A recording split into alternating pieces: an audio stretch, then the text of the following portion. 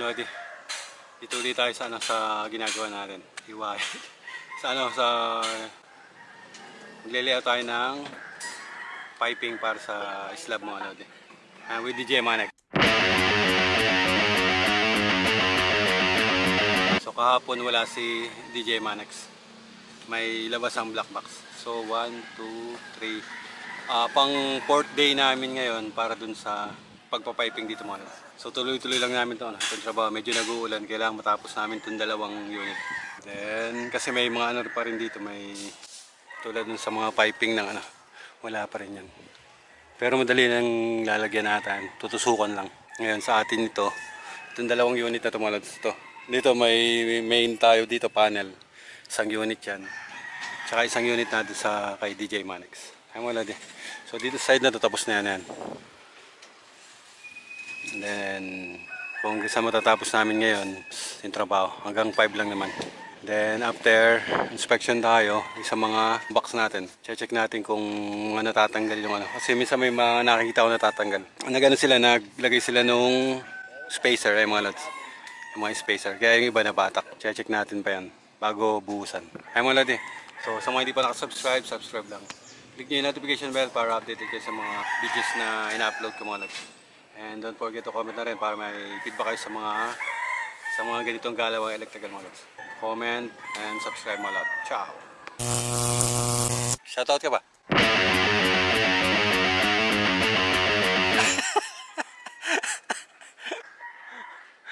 Ay mga lods. So nandito pa rin yung mga kasamahan natin na sila yung naglalagay ng mga rebar para sa mga poste na ata. Ay mga lods, mamaya na lang ulit. Ay mga lodi, with DJ Manex. Tigil muna kami sa piping namin.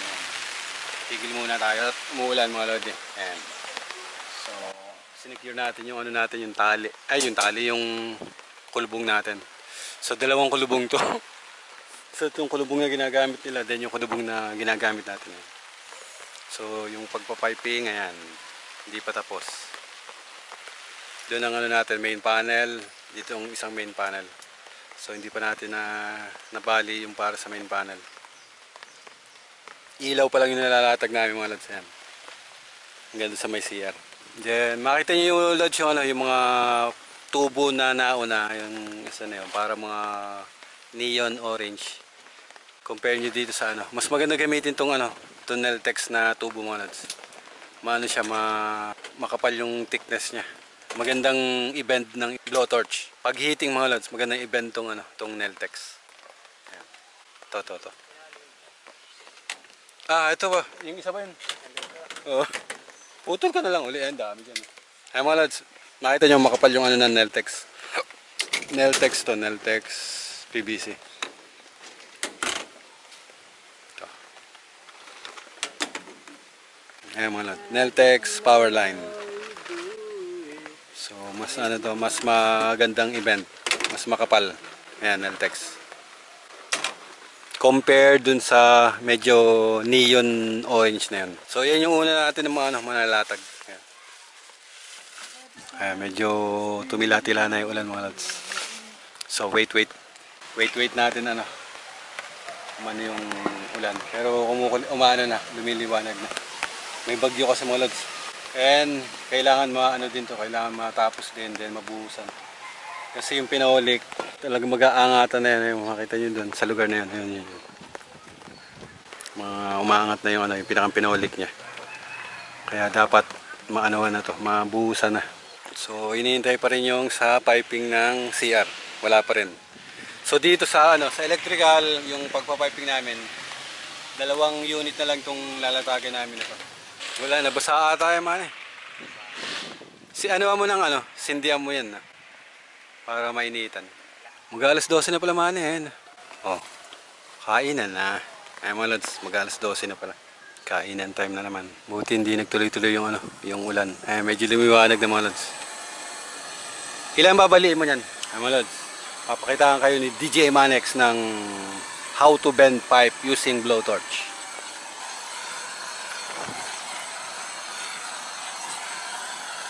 Kasi nagad mo ba ng 10 man? Ay mo 10. Medyo mga 13. Ay, yan. Kaya ba yan?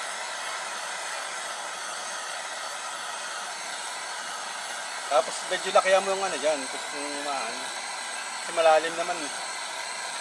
Yung radius ba? Yan mo yung radius. May nabalakot ba kami sa natin? Saan? Sa likod mo. Sa likod mo? Ito. Ayan, live ka pa naman. Live ba? Shout out. Ano, short radius. Short radius. Pwede hindi mo gaanong palambutin eh. Ayos na mga Lodi. Ano, parang sharp na sharp ang 90 mo. Sharp nga, Lods. Dapat medyo bilog na konti. Hindi, medyo lakihan mo dapat.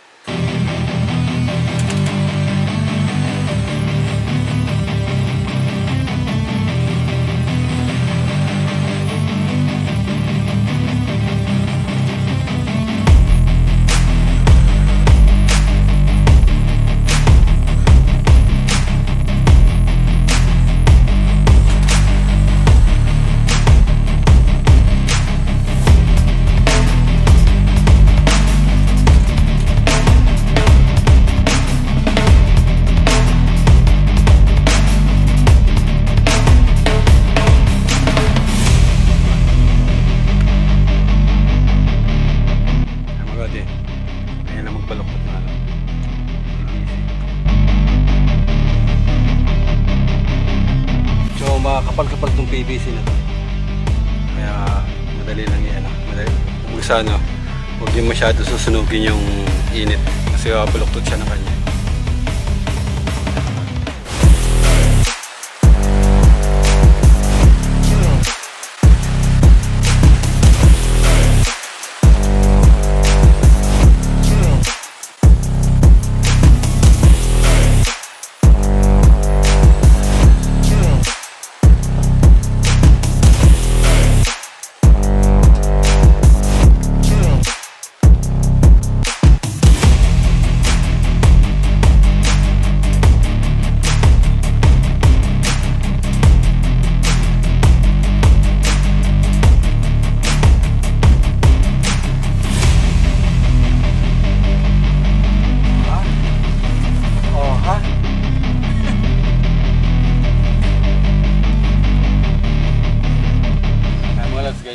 Pagbali na PVC.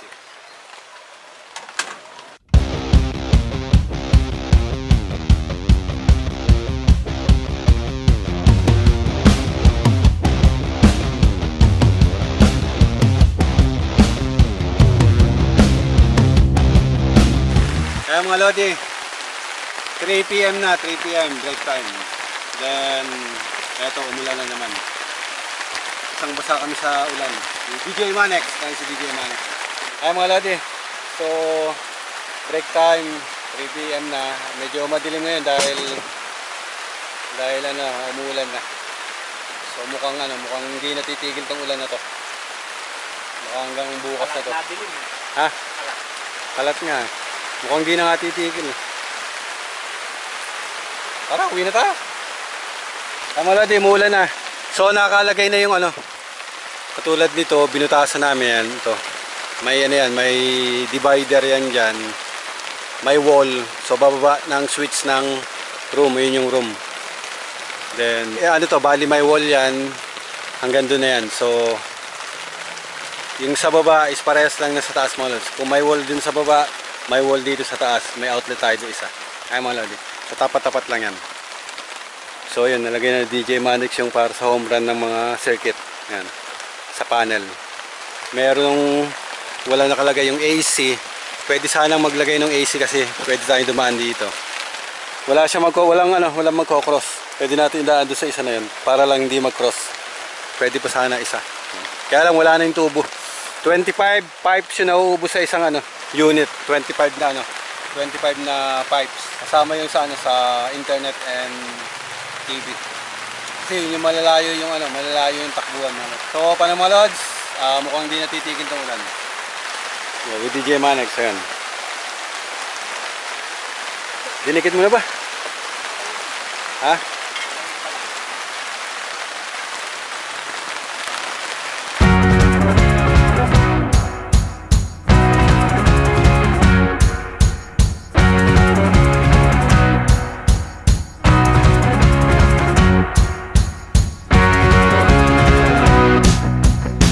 Yung para sa internet cable, dun pinadaan sa kanto na yun. Then diretso na lang yan dun mga lods. Diretso na yan dun. So hindi pa namin nabatak papunta ron kasi wala nang tubo. Meron pala isa na lang ngayon. Para dun na yun sa ano na yun. Pero mga tatlong ano pa yun, anim na piraso. Para dun sa cable and TV. Dun sa lugar. Then dito sa unit, okay na yung sa unit. May mga switch na ito. Switch isa, switch ng main door, then switch ng CR. Okay na to, tatlong switch. Kaya mga lods, ganito ka ano yung installation ng ganito, ng layouting ng mga pipes. Problema pag umuulan, problema pag sobrang init. So dalawa yung sala sa lamig dito. So ano na kami, mag-aayos namin ng gamit. Hindi na namin tatapusin yung oras. Kasi wala na, hindi na titigil to.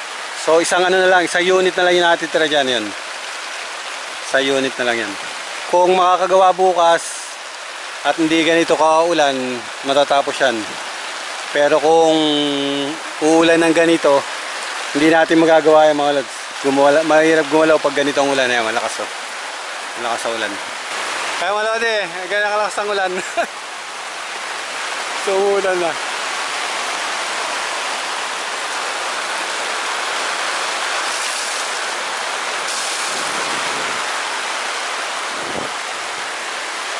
Inabot na tayo ng malakas sa ulan mga lods. Wala na, hindi na titigil to. Baka hanggang bukas na to.